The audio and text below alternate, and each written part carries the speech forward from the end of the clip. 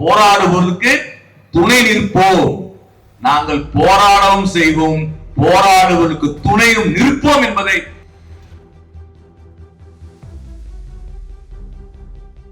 இந்தியாவுடைய அவமானத்தை மறைப்பதற்காக துணியை போட்டு மூண கேடுகட்ட பாஜக கூட்டம் போராடக்கூடிய போராளி அழைத்து செல்லும் போது வெள்ள துணியை போட்டு மூடி கொண்டு போற வெக்கமான இருக்கலாம்.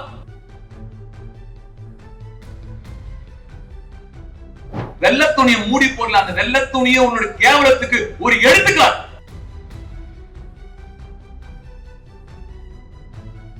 மோடியை விட 100 மடங்கு கொடுங்கோலன் ஹிட்லரையே இந்த உலகம் சந்தித்து அவனையே ஓட விட்டனர் மக்கள்.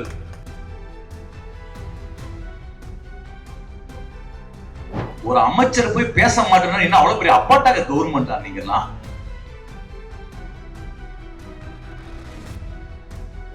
ஒருத்தர் 20 நாள் முடிச்சு 21வது நாள் அவர் நேற்று பேசுறாரு, சோனியா வாங்சி என்னுடைய உடம்புல எல்லாம் போயிட்டு இருக்கு, இன்னும் கொஞ்ச நேரத்துல மூளை தான் பிளாக் ஆகணும், மூளை முடிஞ்சதுன்னா கதை முடிஞ்சிடுச்சு.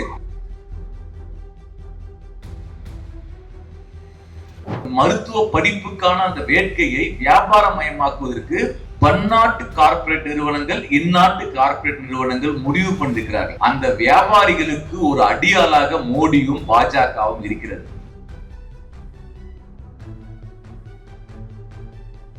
நம்ம உண்ணாவிரதம் காந்தி காலத்துல இருக்கு. காந்தி தேசம் கிடையாது, காந்தியை சுட்டு கொன்ற கோட்சேக்கள் ஆளக்கூடிய தேசம். உயிரை கொன்னு அதன் மூலயமாக அரசியல் நடத்தி ஆட்சிக்கு வந்ததுதான் பாஜக.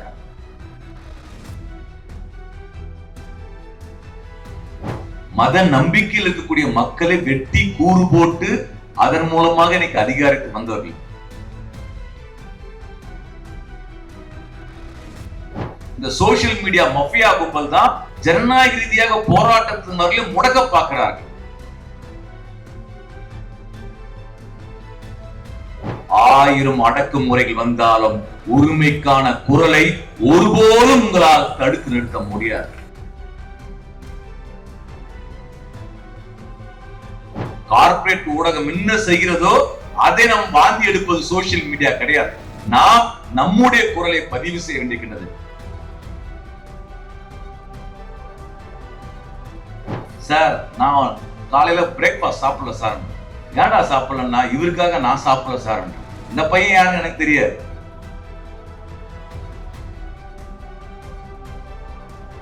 நேபாளம் பார்த்தது, ஸ்ரீலங்கா பார்த்தது, பங்களாதேஷ் பார்த்தது, உலகத்தில் பல்வேறு நாடுகள் அதிகார கூட்டம் எதையெல்லாம் சந்திச்சதோ அதை நீங்களும் சந்திக்க போறீர்கள். நம்ம போராட்டம் தொடர்ந்து முன்னாடி ஒரு பத்திரிகையாளர் கேட்டாரு, டெல்லியில் நடக்கிற போராட்டம் தமிழ்நாட்டில் ஏன் பத்தி எரியல, இந்தியா முழுக்கம் பத்தி எரியல கூடிய கேள்வியை முன்னெடுச்சாங்க. நாம உடனடியாக இங்க ஒரு போராட்டம் நடத்தணும். ஒரு ஊடகமும் இங்க இல்லை. கே பாலகிருஷ்ணன் பேசினாரு, ஒரே ஒரு ஊடகம் தான் வந்தாங்க. நான் யோசிச்சுட்டே இருந்தேன், எவ்வளவோ போராட்டம் நடக்குது, எத்தனையோ இயக்கம் நடக்கும் போது நிறைய யூடியூப் சேனல் உட்பட சொல்றேன், எல்லாருக்கும் நம்ம தகவல் சொன்னோம். எந்த ஊடகமும் நம்முடைய போராட்டத்தை காட்சிப்படுத்தவோ கருத்தை வெளிப்படுத்துவதற்கோ வரவே இல்லை. ஒரே ஒரு ஊடகம் மட்டும்தான் வந்துட்டு போனாங்க. இதுதான் இந்த பிரச்சனையுடைய அடிநாடம் என்பதை நாம் புரிந்து கொள்ள வேண்டியிருக்கின்றது.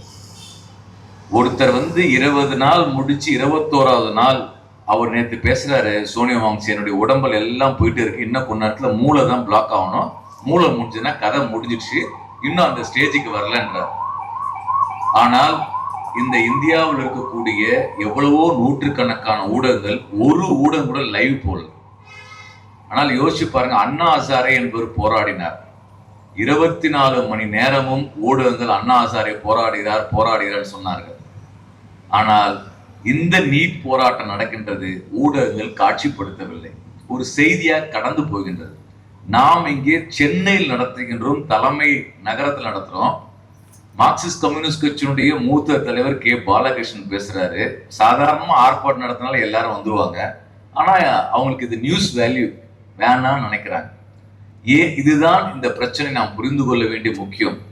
இது இப்படிதான் நடக்கும் நமக்கும் தெரியும். ஆனால் தான் நாமளும் நம்முடைய அன்பு தோல் காம்ரேட் கேங்ஸ்டாவும் அதே போல ஏஎம்சி கலைக்குழு தோர்களும் அருமையாக பறையாட்டம் பாடி இந்த போராட்டத்துக்கு உயிர் கொடுத்து கொண்டிருக்கின்றார்கள். கலை வடிவில் இங்க உயிர் கொடுத்து கொண்டிருக்கின்றார்கள்.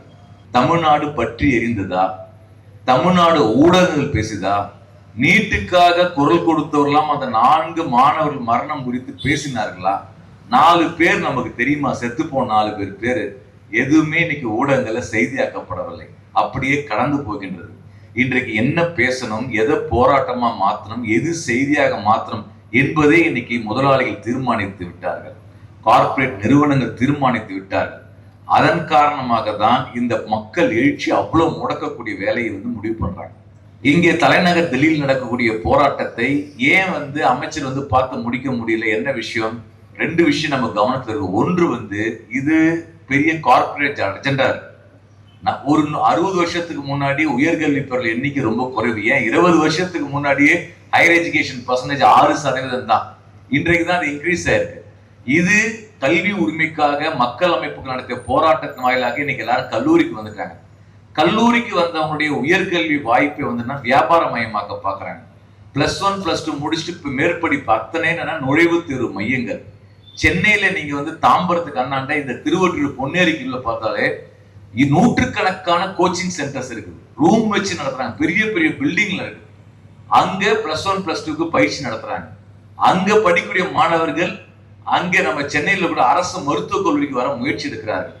அப்போ இங்க மருத்துவ படிப்புக்கான அந்த வேட்கையை வியாபாரமயமாக்குவதற்கு பன்னாட்டு கார்ப்பரேட் நிறுவனங்கள், இந்நாட்டு கார்ப்பரேட் நிறுவனங்கள் முடிவு பண்ணிருக்கிறார்கள். அந்த வியாபாரிகளுக்கு ஒரு அடியாளாக மோடியும் பாஜகவும் இருக்கிறது. அந்த கார்ப்பரேட் கம்பெனிக்கு கால் கழுவக்கூடிய பாஜக போராடக்கூடியவர்கள் சென்று பார்க்காது. ஏனால் இது ஒரு முதலாளித்துவ அரசு. அவர்கள் இந்த சுரண்டலுக்கு துணையாக இருக்கக்கூடிய விஷயமா இருக்கு. எனவே அதை கண்டு கொள்ளாமல் விடுகிறார்கள்.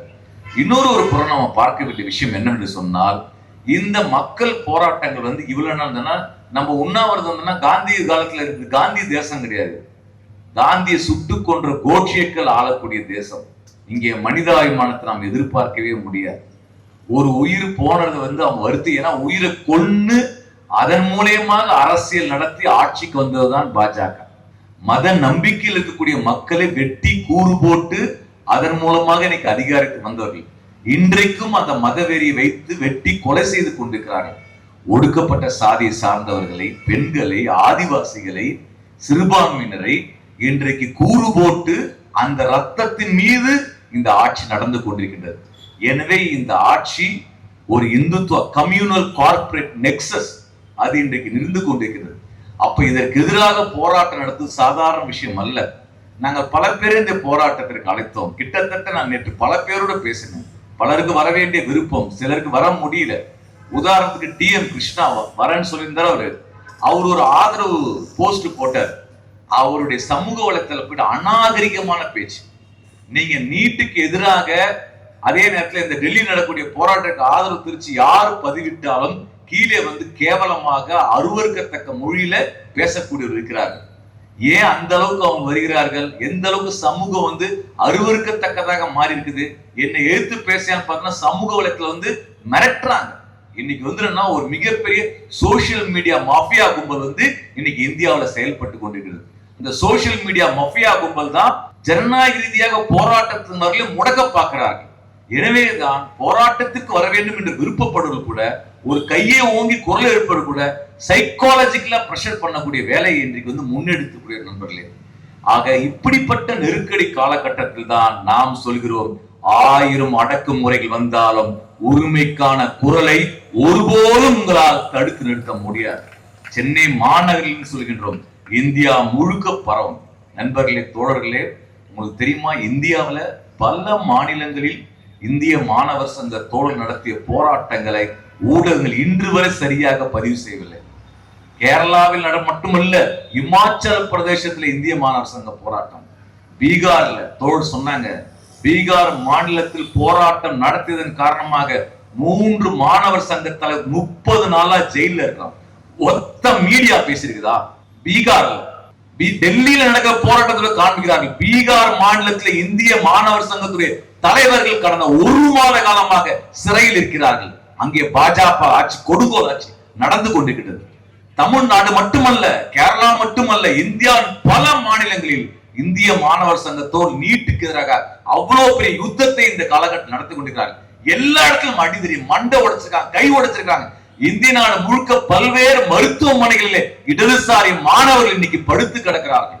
ஆனால் இந்த ஊடகம் என்ன, ஒற்றை வார்த்தை வந்து நமக்கு காண்பிக்காமல் அதை முடக்கி கொண்டிருக்கிறார்கள். இதற்கெல்லாம் நாம் அஞ்ச மாட்டோம். கார்ப்பரேட் ஊடகம் என்ன செய்கிறதோ அதை நாம் வாந்தி எடுப்பது சோசியல் மீடியா கிடையாது. நாம் நம்முடைய குரலை பதிவு செய்ய வேண்டியிருக்கிறது. நாம் சிறு சிறு குழுவாக இருக்கலாம், ஆனால் இந்தியாவெங்கும் மக்கள் மிகப்பெரிய நெருக்கடிக்கு உள்ளாக்கின்றார்கள். வேலையின்மையும் கல்வி பிரச்சனையும் இன்னைக்கு இந்திய நாட்டில் மிக பெரும் பிரச்சனையாக மாறி இருக்கின்றது. எனவே அந்த பிரச்சனையை மையமா வைத்து போராடக்கூடியவர்களுக்கு நாம் என்றைக்கும் ஆதரவு தரும் என்பதற்காக தான் இங்கே நாம் சொல்லியிருக்கிறோம். போராடுவதற்கு துணை நிற்போம், நாங்கள் போராடவும் செய்வோம், போராடுவதற்கு துணையும் நிற்போம் என்பதை தெரிவிப்பதற்காக தான் இந்த முழக்கத்தை முன்னெடுத்திருக்கோம்.